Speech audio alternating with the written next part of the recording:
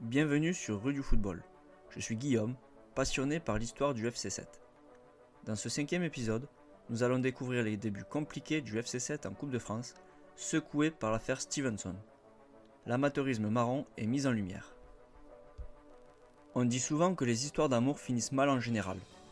Entre le FC 7 et la Coupe de France, c'est plutôt les débuts qui seront compliqués. Comme nous l'avons vu dans l'épisode précédent, la Coupe de France voit le jour à l'automne 1917, mais les premières éditions se joueront sans les dauphins. C'est au cours de l'édition 1921-1922 que le FC 7 et son joueur britannique Stevenson vont subir les foudres de la Fédération française de football association. Alex Stevenson est arrivé à 7 en même temps que Victor Gibson au cours de l'été 1912 sous les couleurs de l'Olympique sétois. Nous sommes en 1921 et cette année-là sera le premier conflit entre Parisiens et provinciaux. Dans le 4e épisode, nous avons vu que les Verts et Blancs raflent tout sur leur passage. Leur réputation n'est déjà plus à faire et leur domination est incontestable.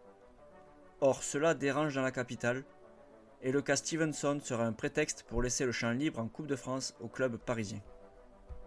Comme chaque fin de saison, le Britannique Stevenson se rend chez lui, en Angleterre, pour passer quelques jours dans sa famille. A son retour, il sera accusé de racolage de 3 autres joueurs britanniques, Parkes, Putfoot et Witts. Après enquête, Stevenson sera interdit à vie de pratiquer le football et les dirigeants troisifiques infligeront aussi au FC 7, dont la responsabilité n'a jamais été établie dans cette affaire, une exclusion de la Coupe de France jusqu'au 31 janvier 1922. Là où l'hypocrisie fait son apparition, c'est lorsque les dirigeants de la fédération valident malgré tout les licences de ces 3 joueurs racolés par Stevenson. Certes, l'excentrique et provocateur Stevenson est coupable, mais c'est une justice à 2 vitesses qui est rendue.